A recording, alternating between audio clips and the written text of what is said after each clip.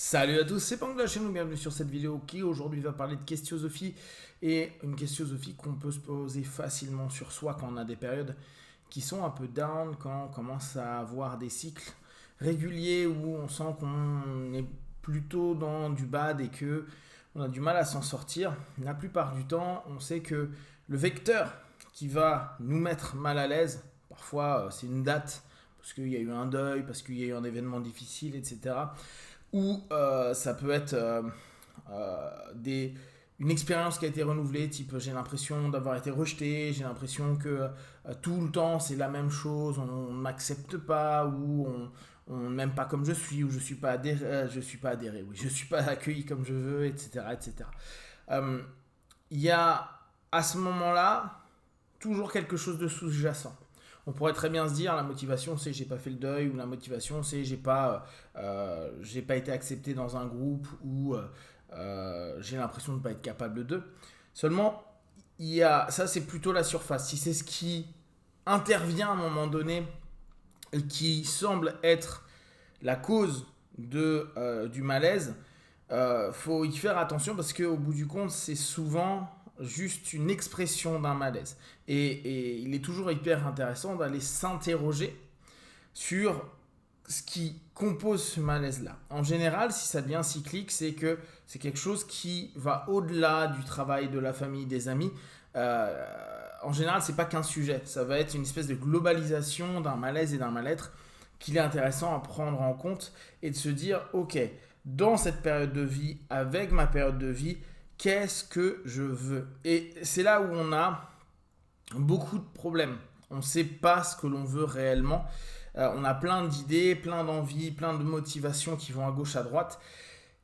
Et cette espèce de notion qui va bloquer l'ensemble des éléments psychiques et physiques à un moment donné. C'est-à-dire que on tourne toujours sur les mêmes questions, on tourne toujours sur les mêmes bad trips, on tourne toujours sur les mêmes événements, les mêmes patterns qu'on est en train de vivre avec les autres.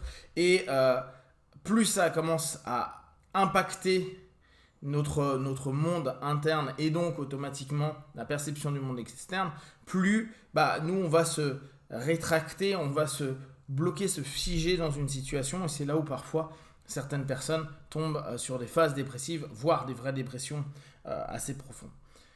Donc à partir du moment où vous commencez à vous rendre compte que il y a un élément qui commence à devenir un peu récurrent dans votre vie, soit que ce soit par rapport à des dates, soit par rapport à des patterns qui font que de se répéter, prenez la base de la questiosophie pour vous interroger. QQ au QCP, d'accord? Qui, quoi, où, quand, comment, pourquoi.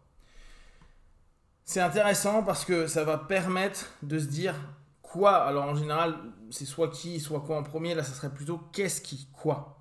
Qu'est-ce qui, à ce moment-là, dans ma vie, est réellement dérangeant. Bien sûr, dans un premier temps, on va y avoir l'expression.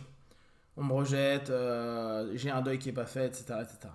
Mais allez vous poser la question derrière, qu'est-ce qui fait que ça revient maintenant? Qu'est-ce qui fait que en ce moment je ne focalise que sur ça? Qu'est-ce qui fait que je suis dans cet état-là? Qu'est-ce qui me manque? Qu'est-ce que je souhaite? Qu'est-ce que je veux? Qu'est-ce que j'aimerais de ma vie, de mon futur? Qu'est-ce que j'aimerais pour sortir de cette situation-là? Qu'est-ce que j'aimerais pour avancer? Le quoi, il va être important parce que ça va vous donner votre cadre à ce moment-là de savoir où est-ce que vous allez chercher. S'interroger sur quel est le problème est hyper important parce que très souvent, vous allez voir que le questionnement de base, c'est rien ne va. Ou c'est dans tous les domaines de ma vie. Ce qui est normal, hein, en général, quand on est dans des phases un peu down, on a l'impression que c'est partout. Mais qu'est-ce qui met cette situation? Qu'est-ce qui fait que vous ressentez ça? Est-ce qu'il y a une sensation de solitude? Est-ce qu'il y a une sensation de disharmonie vis-à-vis des choses? Est-ce qu'il y a une sensation d'isolement? Est-ce qu'il y a une sensation de non-satisfaction? Allez chercher ce qui va réellement être un vecteur problématique pour vous. Derrière des composantes qui pourraient sembler importantes, il y a vraiment quelque chose de bien plus profond à aller prendre en compte. Donc, Amusez-vous à poser les questions, à vous poser des questions qu'avec du quoi, du qu'est-ce, du quel. N'hésitez pas à aller capter ce qui est en train de se jouer à l'intérieur de vous. Qui, alors là ça peut être intéressant, hein, qui en termes de sujet, quel sujet dans ma vie pose problème, me pose problème. Et attention, ça ne veut pas dire que vous avez envie de les voir disparaître, c'est avec qui j'ai ce problème-là, ou sans qui. Et là encore, c'est intéressant. Savoir, est-ce que le sujet est présent ou est-ce que le sujet est absent? Est-ce que j'ai besoin d'un autre sujet? Est-ce que j'ai besoin d'un autre qui? Est-ce que je veux un autre qui? Est-ce que je veux faire fonder une famille? Est-ce que je veux qu'il y ait des petits qui? Il y a cette notion qui va être importante. Qui? Se rendre compte que le qui va permettre de replacer à ce moment-là par rapport à un système. Qui dans le système crée quoi? Donc, vu que vous allez vous interroger sur quoi, quel, le qui va permettre à ce moment-là de focaliser peut-être sur un externe ou au contraire un interne qui veut devenir externe. Par exemple, là je reprends l'idée de fonder une famille. Le qui va vous permettre de préciser. Et si dans votre tête vous êtes en train de vous dire oui mais il y a beaucoup de qui, quel est le point commun entre tous ces qui? Qu'est-ce qui? On revient sur la question d'avant. Qu'est-ce qui? Alors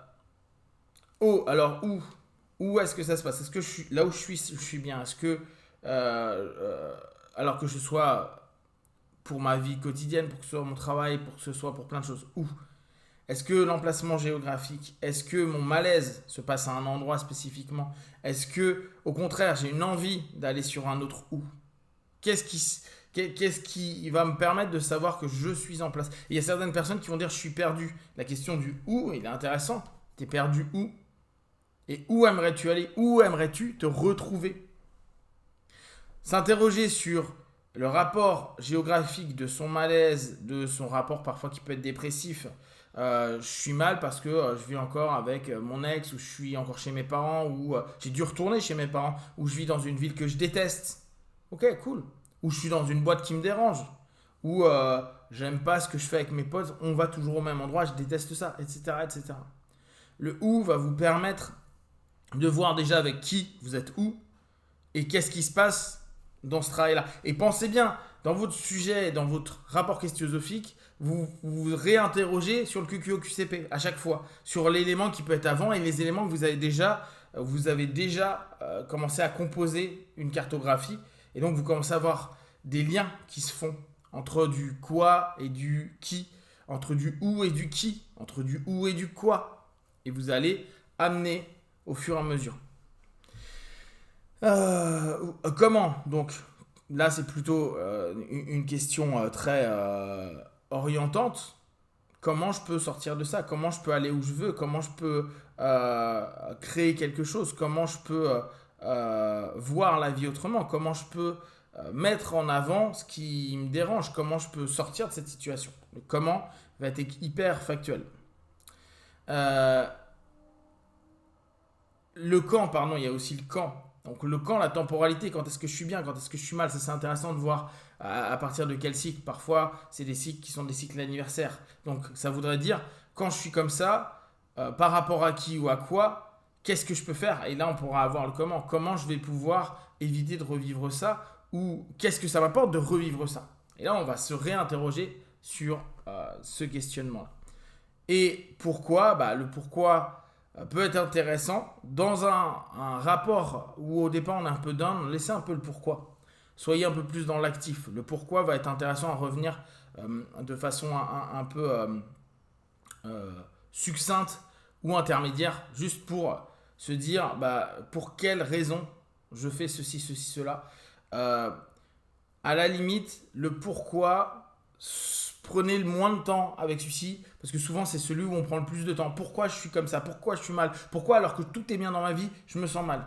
Ça sera plus intéressant de se dire, attends, sur quel sujet je suis mal, avec qui, où, quand, comment, je suis mal, plutôt que le pourquoi. Le pourquoi pourra être travaillé tout seul, mais souvent c'est un peu compliqué. N'hésitez pas à vous faire accompagner à ce moment-là par des personnes qui pourront peut-être vous donner une orientation ou vous faire comprendre quelque chose.